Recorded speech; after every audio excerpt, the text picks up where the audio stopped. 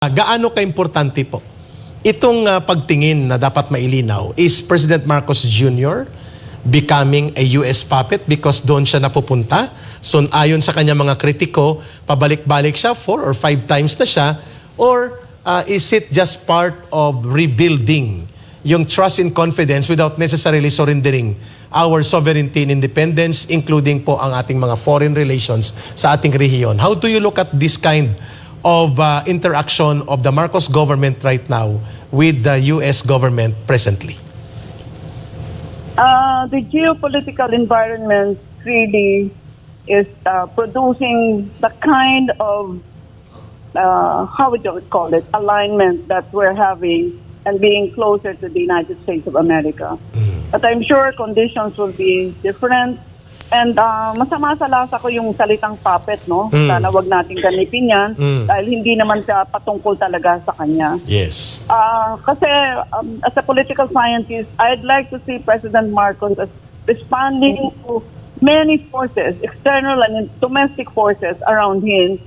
And he is making the best decisions ever at a particular point in our political life. Yeah. So bigyan natin siya ng alagwa.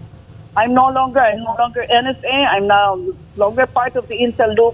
I'm no longer privy to many things which I had been privy to before. But I'd like to give the President the continuing vote of confidence that I had given him before.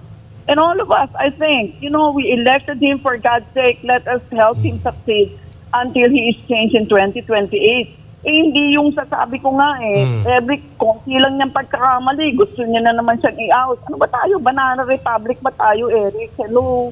Diba? Yeah, tama ma'am. Huwag natin gawin yun. Yan ang nangyari ngayon ma'am sa sa Bangladesh. Kita mo ma'am na walang estabilidad at halos walang tigil ang civil war, yung patayan sa mga lugar na ito, sa Rwanda at sa mga bansang ang naglalabanan ay ang mga internal political rivals and forces at hindi nakakaangat ang kanyang ekonomiya.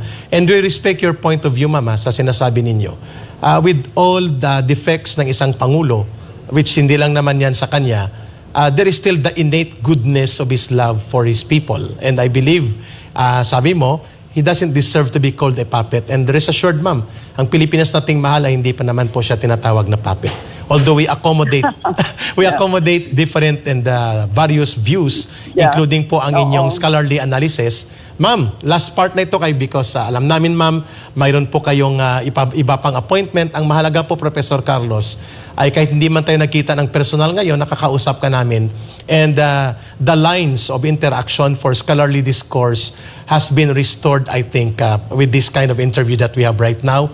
Ma'am, what would be your unsolicited advice to the government, hindi lang kay Pangulong Marcos Jr., maganda yung take-off mo when politicians stop to listen to the real scientists, social scientists, political scientists, and sociologists, ay nawawala po ang dimension ng pagiging patas at balanse ng pamumuno at napupunta sa traditional na pamumulitika rather than correct direction of leadership. What advice would you like to give to the country right now in your private capacity as a scholar of history and as a student of geopolitical situation of the world na inaaral nyo parati? Go ahead po, Professor Carlos.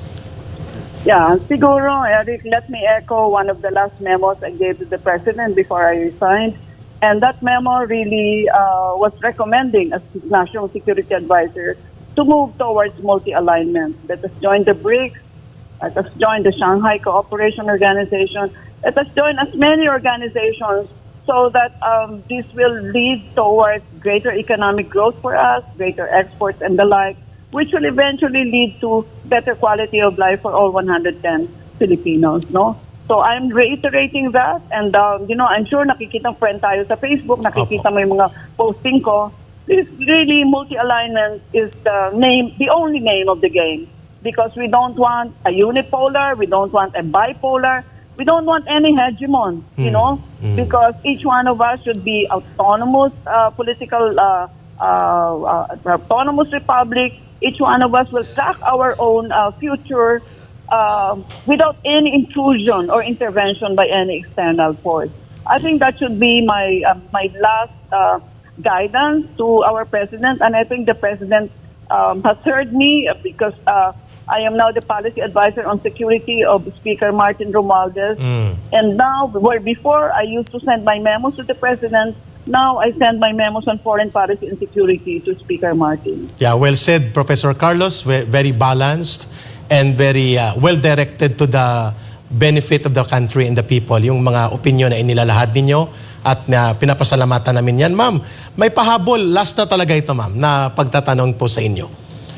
Do you believe that the former President Rodrigo Duterte surrendered and ibinenta ang ating soberanya at ang ating pang-teritoryong integridad doon sa pananatili ng tinatawag na status quo at peaceful coexistence with China in as far as the South China Sea dispute is concerned?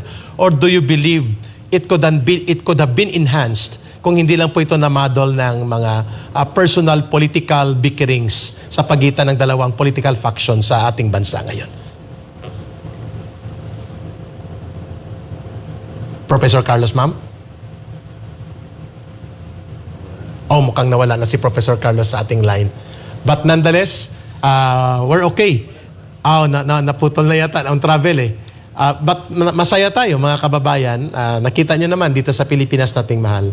Yung mga opinion ng ating mga guests ay atin pong nirerespeto yan at kinukuha po natin ang mga balansing pananaw dito. So far, hindi pa naman po nananawagan ang Pilipinas nating mahal na ang gobyernong Marcos ay puppet. Pumupuna tayo, pero hindi po tayo nagko-conclude. Ang maganda po ay naipaliwanag ni Professor Carlos yung tatlong mahalagang bagay. Number one, we should focus on economy. We should focus on joint venture, partnership, multilateral, bilateral undertakings na pag-uusapan ang mga ikabubuti na pwedeng makuha ng lahat ng bansa, including sa pagitan ng China at Pilipinas. Sa South China Sea, hindi yung digmaan ang postura at hindi pagsusukatan ng tapang-tapangan. Number two, binanggit niya, kailangan pakinggan natin ang opinion ng mga marine scientists, biological scientists na may know-how sa posibleng mga kayamanan na pwedeng ipaghatian at i-share ng mga bansa. And dahil dyan, maganda ang tinuran niya na dapat magbukas ang diplomasya. Hindi po puro politikang away at mga positioning para sa military na mga pagpoposisyon. At ang panguli po na binanggit niya ay walang mawawala po kapag ang ating bansa ay makipag-ugnayan sa iba't ibang organisasyon at sa iba't ibang mga alliances for the benefit and betterment of the national and security interest ng ating bansa. Thank you po kay Professor Clarita Carlos, former National Security Advisor ng Pangulong Bongbong Marcos Jr. At now ay nananatili siyang Security Advisor and Consultant sa office ni Speaker Martin Romualdez.